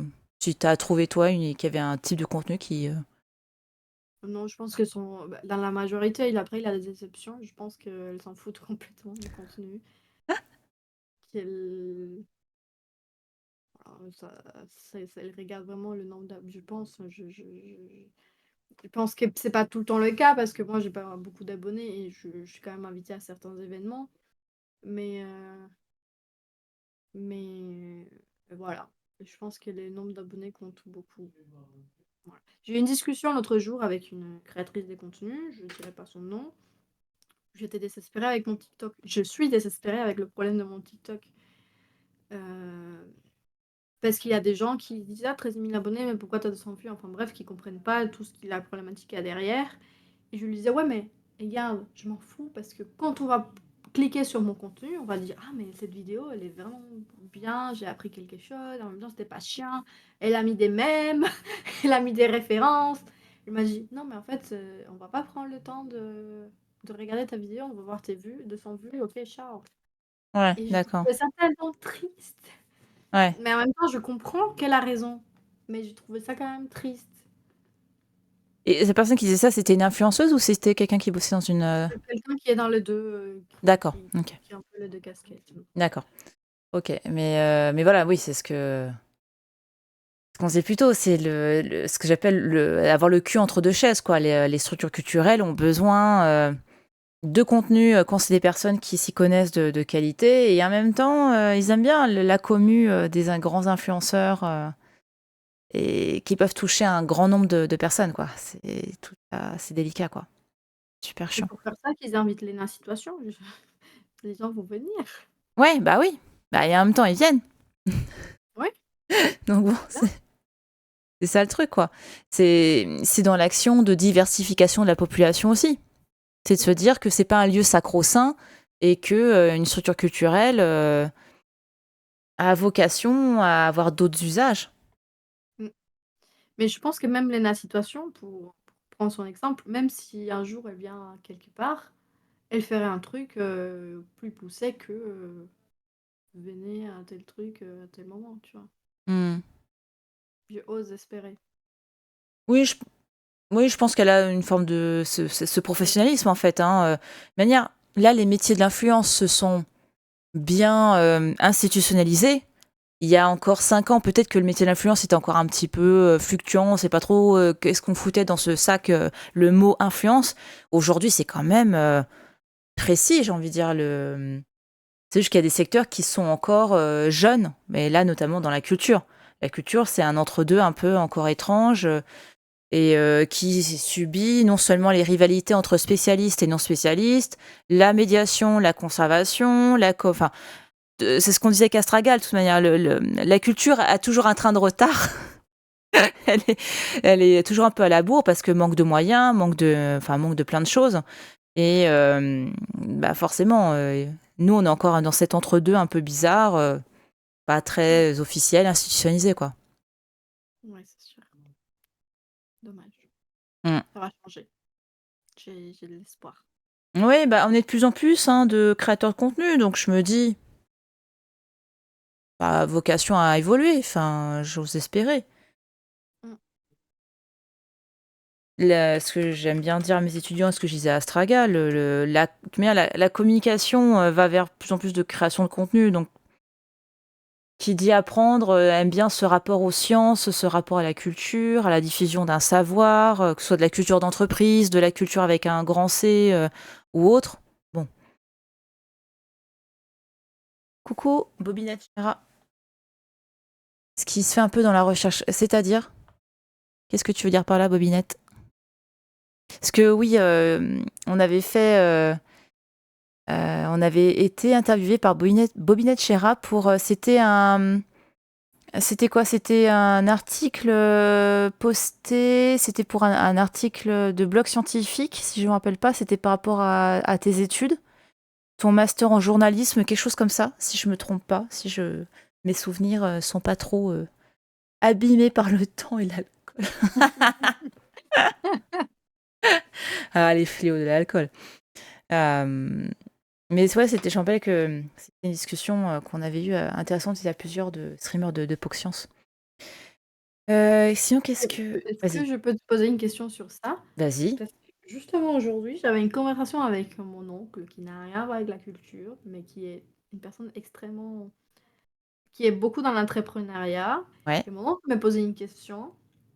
Il me disait: «Pourquoi pas faire ce que tu fais, mais genre, l'exporter aux États-Unis, par exemple?» Parce que bon, mes parents, ils habitent là-bas et mon oncle, qui est une personne qui pense business, mais vraiment H24, il me disait ça. Et je lui ai répondu un peu en mode, pour qu'il me laisse tranquille, je lui ai répondu, «Je pense que ça fonctionne pas pareil là-bas et je pense que la création de contenu culturel, elle n'est vraiment pas développée, hem, aux États-Unis. Je sais qu'en Angleterre, il y a un petit peu, enfin tout ça». C'est quoi ton avis sur la création de contenu culturel, est-ce que tu as un avis déjà sur comment ça se passe Euh, ailleurs qu'en France? Sincèrement, je connais pas... moi, je Je pars du connais pas des principe gens qui les que... font. Hein? Je connais pas des gens qui font de la création de contenu, tu vois, aux États-Unis, par exemple. Moi, je me dis que la culture est une spécificité française avec Mmh. toute sa tradition, tout son discours, sa manière d'en parler. Et j'y connais pas. À la rigueur, un pays où ça pourrait très bien fonctionner, je pense, c'est l'Italie, en fait, hein, ce genre de pays où il y a une affection particulière pour son passé. Mais après, il y a une affection aussi pour le passé américain, hein, mais c'est juste que, à la rigueur, ils iront peut-être plus voir les films de Scorsese, où il y a énormément de films autour de ça, de transmission d'une époque, les séries. Enfin, j'ai l'impression que ça passera plus par les séries, par le divertissement, Mmh. que par. Mais ça se trouve, je me plante complètement. Je sais pas, j'ai plus l'impression que ça passera via ça, via les divertissements, les séries, les films, Mmh. que par. Ou la littérature aussi. Mais après, je m'y connais pas assez, sincèrement. Je voulais savoir si tu connaissais aussi des gens, parce que moi, par exemple, je suis des créatrices des contenus, je pense à 2 notamment, sur TikTok et Instagram aussi, qui ne sont pas françaises. Une australienne, ça c'est sûr, et l'autre, je pense qu'elle est anglaise ou américaine. Et je les vois souvent aller un peu partout dans le monde, Mm. parler, mais c'est surtout en Europe. Mm. Je les vois justement en Italie, elles vont en Angleterre, elles viennent ici en France. Je ne vois jamais des choses qui se passent aux États-Unis. C'est comme si les gens ne consommaient pas ce genre de contenu, Mm. tout simplement. Ouais. Alors, par contre, je pense qu'au Canada, tu as beaucoup de choses. Ouais, je Je pense pense aussi. qu'il y a une dynamique très importante au Canada, Québec, de transmission de. Enfin, il y a une ouverture pour moi du monde scientifique vers le grand public.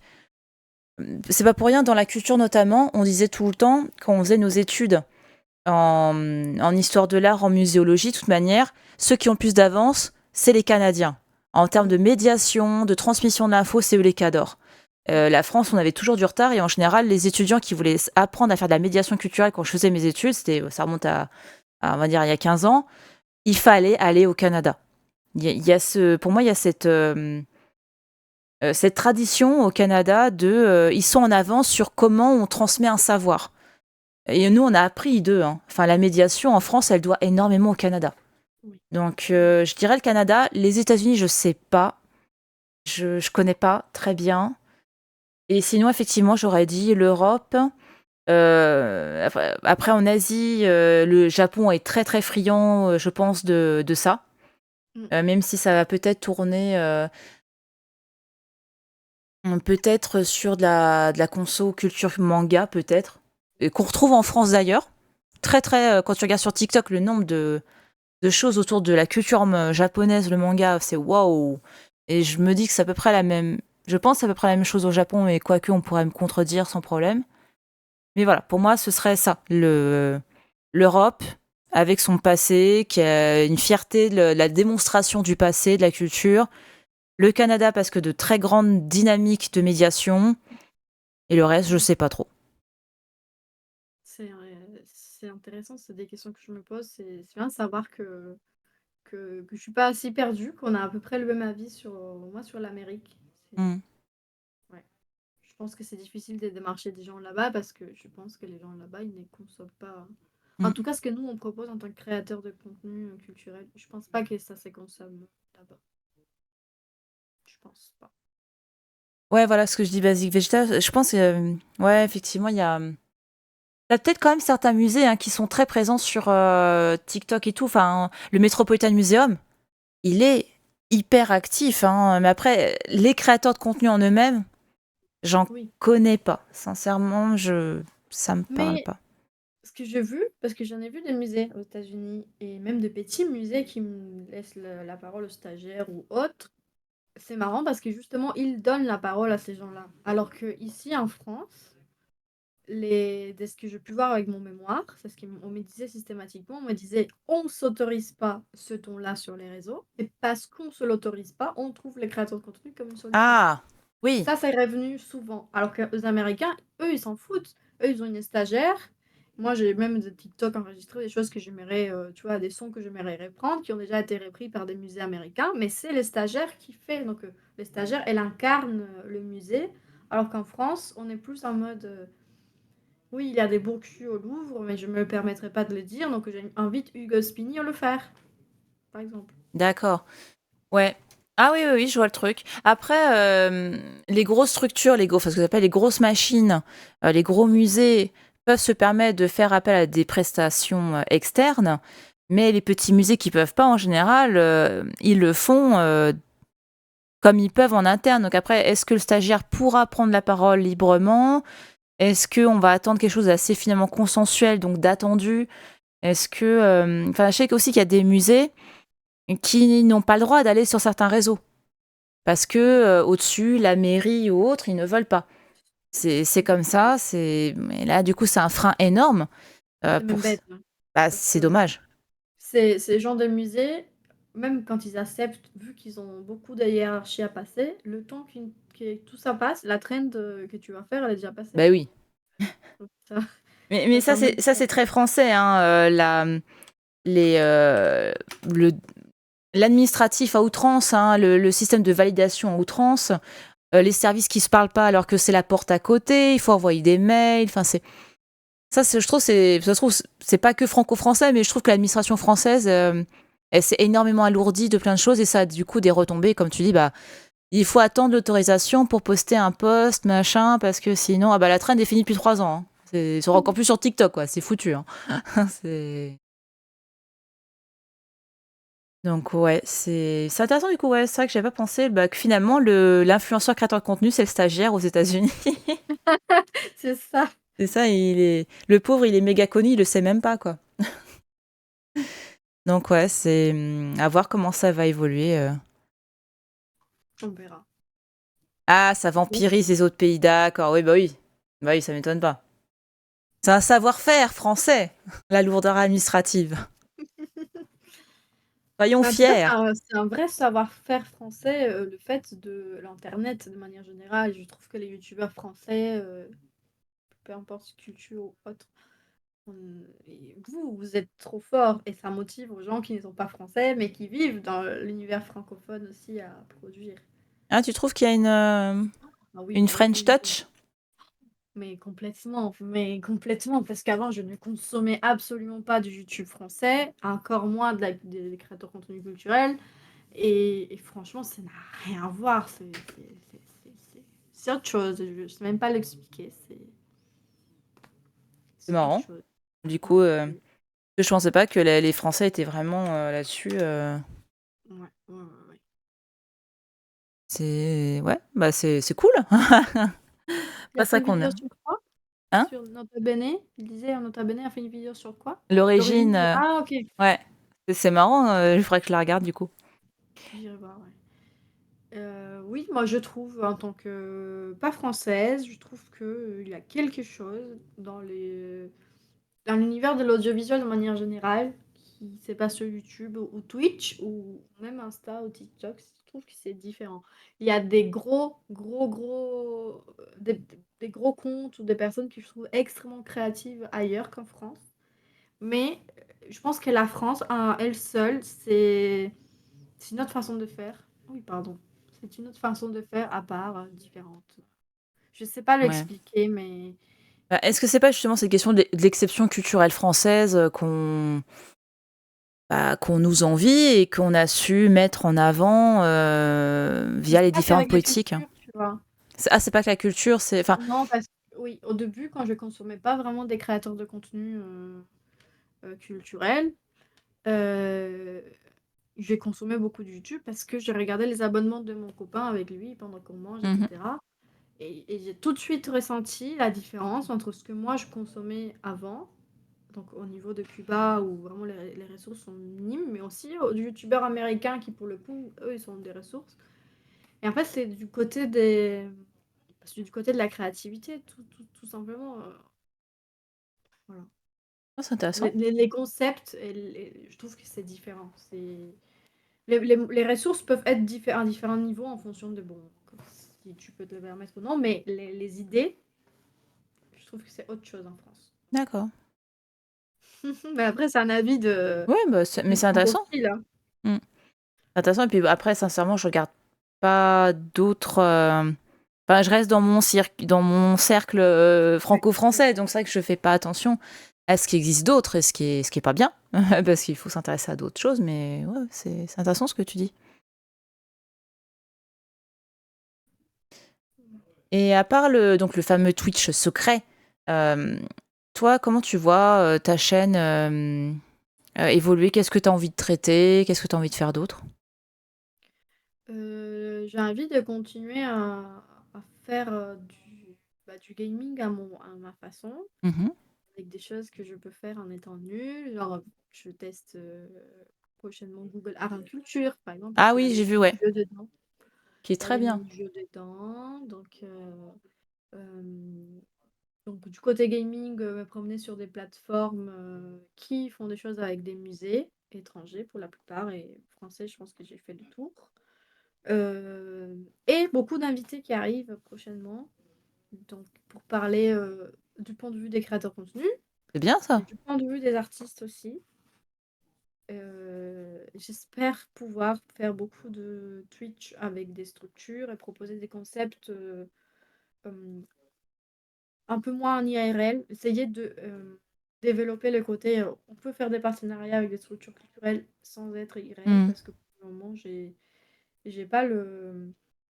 Comment ça s'est dit? Je suis pas les setup pour faire des streams Ouais, IRL. RL. Donc, il y aura peut-être un stream qui arrivera prochainement en partenariat avec une structure culturelle. J'attends d'avoir la date pour pouvoir l'annoncer, mais a priori, tout le monde est d'accord Ah, ça et va. contente par rapport à ça. Euh, Et du coup, je le vois vraiment comme ça, en invitant d'un côté des gens qui sont déjà dans les milieux culturels, en faisant des choses avec des structures, essayer de trouver des nouveaux concepts comme celui qu'on va faire avec Astragal, mais aussi avec d'autres personnes ou seuls, qu'on puisse exporter à des structures culturelles. Ça, je pense que ça risque de nous bénéficier, bah, nous tous, Hmm. tu vois. Et, euh, et aussi en invitant des gens, pour les coups, ça c'est plus sur l'année 2024, qui n'ont rien à voir avec l'art. Mhm. En mode inviter des gens qui sont contre, essayer de les convaincre. Hmm. Voilà. Ah, c'est cool. Donc si tu as des Ouais. petites adresses, des gens là que tu sais que c'est des petites Karen contre l'art contemporain, je veux bien. Bah Voilà. écoute, si je, ouais, si je pense à quelqu'un, bah carrément, carrément, carrément. Je Ok. vois un petit peu comme ça. Et notre soirée mercredi, bien évidemment. Bah oui, maintenant le mercredi, la team mercredi, donc team mercredi, où en fait on va jouer à des jeux vidéo les mercredis. Donc moi ce sera fluctuant, ça dépendra des gardes. Donc là, bah, la première session c'était bah, du coup hier, j'étais de garde de nuit. Mais vous avez joué à quoi du coup, Scriblio? Oui, un petit peu de ça. Et je sais pas comment s'appelle l'autre, où on peut faire des petits bacs et tout. D'accord, oh trop bien. Donc bah, j'espère, moi normalement mercredi prochain je pourrais vous rejoindre, donc avec grand plaisir à jouer un petit peu la team mercredi RPZ. Mais oui, complètement, complètement, complètement. Et est-ce que tu as un petit, une sorte de, comme un mot de la fin, une sorte de conseil que tu pourrais, est-ce que tu vois, je donne cours à la, notamment je donne des cours de communication pour les institutions culturelles et des petits mots pour les étudiants, enfin un petit mot pour les étudiants qui se posent des questions sur leur profession, le fait que, bah, par exemple, devenir freelance, est-ce que tu aurais un conseil, un petit mot à leur dire? Je vais reprendre une phrase que j'ai dit hier, et comment elle était mal traduite. Tout le monde a pas compris et tout le monde se moquait de moi. Mais hier, je disais pendant qu'on jouait, c'est du temps fesse. C'est-à-dire, c'est du temps que tu poses tes fesses sur une chaise et tu travailles. Donc voilà. D'accord. Donc en gros, Que bosser, quoi. ouais. Et essayer de ne pas se démotiver parce qu'il y aura plein de trucs dans le schéma qui en mode obstacle, et c'est très facile de se démotiver et de dire ah ouais mais je pourrais tellement être tranquille avec un salaire en étant X métier quelque part, et en fait pour être un freelance je trouve que il faut se conformer avec peu au début euh, pour ne pas lâcher, parce qu'on gagnerait carrément plus si quand on commence en tout cas, Hmm. on gagnerait carrément plus si on avait un salaire stable avec un CDD ou un CDI. Et donc j'essaye de ne pas me démotiver et dire ok, je souffre financièrement peut-être, dans le sens où bah, je peux peut-être pas partir en vacances à chaque fois que je veux, mais je fais un métier qui me passionne. Donc je tiens le coup en me disant: «Après, je pourrais avoir, des revenus, comment dire, standards par rapport au Mmh. domaine où je suis». Mais c'est très facile de se démotiver, mais énormément facile de se démotiver. Donc temps de travail, temps fesses, comptabiliser votre temps de travail et ne pas se démotiver. Ça fait Et ces obstacles, c'est surtout l'argent? Il y a d'autres obstacles, ah à non, non, ton l'obstacle, c'est la crédibilité, c'est,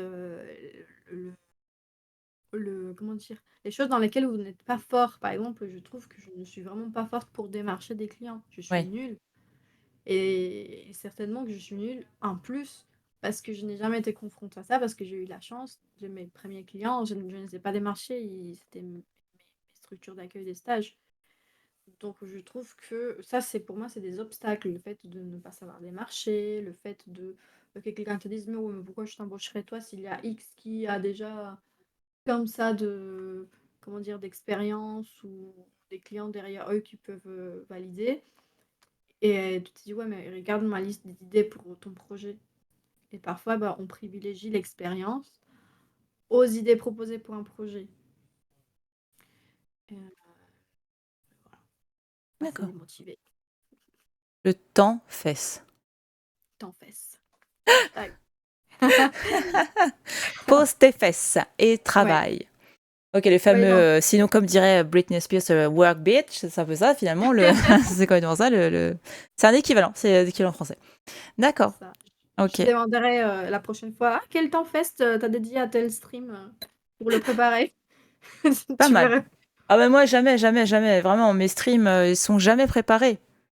Ils sont à la rigueur préparés que quand j'ai un aspect technique à prendre en compte, Mmh. pour, des structures, des musées ou autres. Là oui, je vais bosser, parce qu'il faut absolument que, je travaille sur les personnes, les invités, sur la logistique, là oui, c'est très travaillé. Mais mes lives habituellement ne sont pas travaillés du tout. C'est mon credo. Ouais. C'est vraiment non. 0 temps fesse. C'est là-dessus, non. Juste le temps du stream. Le temps fait Ouais. streamer, c'est tout. OK, bah, Et ça, c'est marrant aussi à mettre dans notre, petit rapport des streams à la fin du mois. mmh, On met la quantité d'heures streamées dans le mois, mais le temps hashtag fesse. temps fesses streamé. Alors on va se faire bannir. Non, Non, ça je pense pas.